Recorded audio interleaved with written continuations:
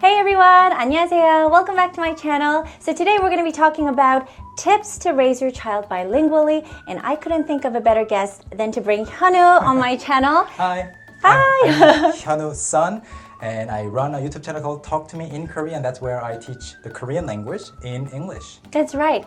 And you are a polyglot, Well, I do speak a few languages. and most of those languages were self-taught. Yes, all of them actually, apart from my mother tongue, Korean. And we both have kids, younger kids. Yeah. And so the tips we're going to talk to you about today are tried and tested. So hopefully you find them helpful. Okay, so first of all, when you are trying to teach a language to a child or two languages, try not to mix the languages, Yes. especially mid-sentence. Yeah. Absolutely. And, that can have a bad influence on the child's language or sentence forming habits. As an adult, you can do it for fun. Yeah. You can do you can say things like, oh, okay, do some more 고생 to a friend, but never teach your kid to do that from the get-go. And I mean, that's harder than you think it is actually, because even with my husband, we're always mixing Korean and English together. But when it comes to your kids, it is best to keep it in the purest form. Exactly. So speaking the target language in the household is very important. So it's also very important to set or agree on sort of one method in the home, whether it be one parent, one language, and the other parent, the other language, or perhaps you want to just speak the minority language within the home. So definitely have a system going. Yeah, find something that works for you and just stick to it. Yeah. Don't change it up too often. The child will be confused. Start early. The earlier you start, the better results you will get. And I don't mean it in the sense of having the child learn the language in the most efficient way only. You also, as a parent, even if your English and Korean or other two languages are perfectly fluent, you also learn a lot of things as you go along in the process. So I certainly had to learn a lot from the training period of talking to my son in English because English is not my mother tongue. It felt really, really awkward in the beginning. So it took me a good year or so until I became comfortable in talking to the baby who wasn't talking back to me. Right, right. So start early. Yeah. And to let you guys know, Hyunwoo's wife, Mi-young, speaks Korean in the house, right? Yes, yes. So we are talking to each other in Korean, and then I am talking to this infant who is just only babbling nonsense in English. You know, it would look weird to an outsider's from an outsider's point of view, but you have to persevere and stick to it. Yes. So that's one more reason to start early, even if the child isn't learning the language actively. The next point is the more exposure, the better. So talk, talk, talk, and talk. The more of a chatterbox you are as a parent, the better, because studies have shown that the more you talk to your kids, the better their language ability will be when they get older. Another thing that's important is to be patient. Yeah. When your child is struggling to finish their sentence, don't finish their sentences for them. Ah, that's a good one. Yeah, it's a clutch. They will always rely on you. They will grow this sense of reading the atmosphere in Korean, 눈치. And they can't do the same thing with total strangers in the States or in France or in other places. So they will eventually only feel comfortable talking with you in that language. Ah, so even for language, get them to be independent. Independent, yeah. Be patient. Just wait for them to finish their sentences, and if they just give up, help them, but don't complete their sentences before they can. Love that. Make learning enjoyable. What I mean by this is children pick up the parents' attitude toward the language. Even if you are fluent in both languages, and even if you could be a perfect role model in terms of acquiring languages, if you say, oh, I don't have to speak English at home, you do it, you're on your own, it doesn't feel like it's an enjoyable thing to do. Right. If you show a lot of love through the languages and also the activities that you do with the kid in that language, if you are comfortable, if you have become more comfortable in the target language in the household, but haven't yet become comfortable speaking it outside of your house, the child will pick it up too. Oh. So if you are singing loudly at home, English songs, and then all of a sudden in the elevator, when you see a neighbor stepping in, Yeah. you clam up, Yeah, the child yeah. will think, oh, okay, it must be a bad thing to speak English in public or Korean in public. Yeah. So make it enjoyable.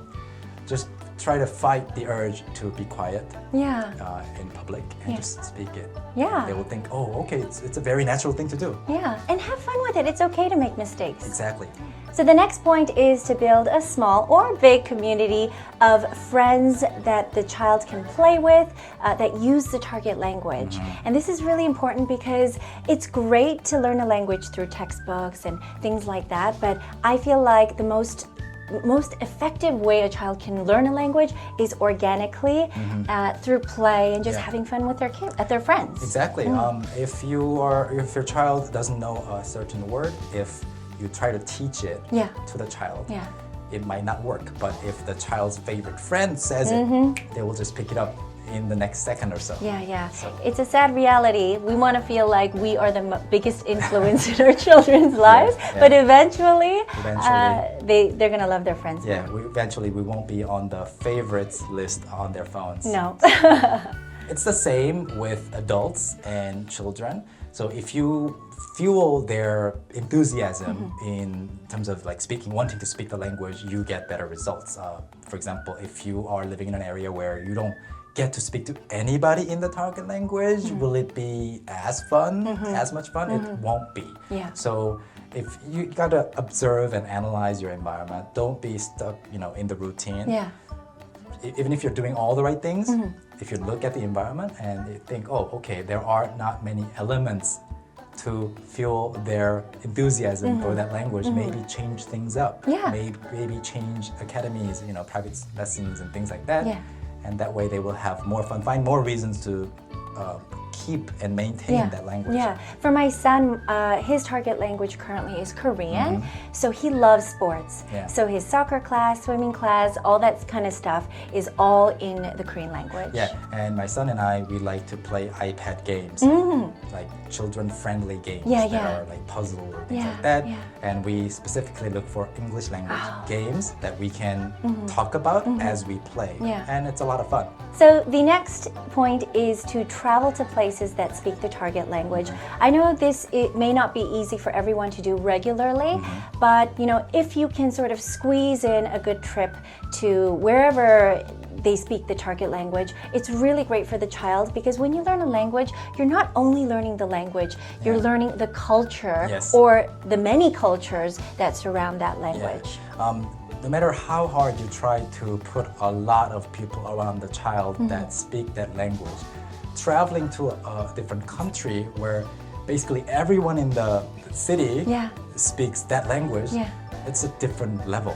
So when I took my kid to Hawaii, he was fascinated by the fact that everybody was speaking English and his English level just jumped.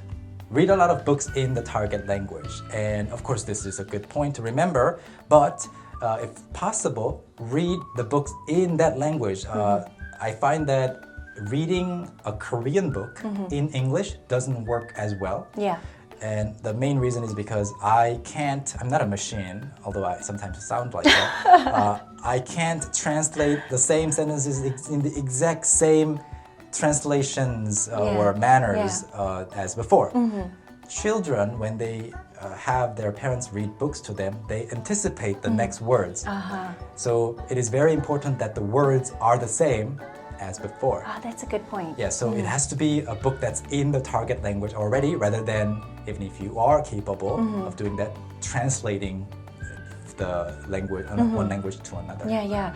Even before kids can read, actually, they can somewhat read or predict the story. Recognize the patterns and the shapes. Yeah. But if it's just translated results, it's not as much fun. Yeah, and the more you read, the better, because you can expand their vocabulary. Yes. Vocabulary that you normally wouldn't use in your everyday life. Exactly, like onomatopoeia expressions. So the last and final point is to be consistent and be proactive. Yes, always stick to whatever you thought would be the best way for the kid, and just show the kid that this is the way of life, not just some temporary measure to make their life better or things like that. It's just our life, together. Right. So stick to the one method. Yeah, I agree. And also be proactive with it because you know, there's always going to be that shift from the majority language to the minority language. So make sure that you're aware of that and try to balance it out. I mean, you'll never get a perfect balance,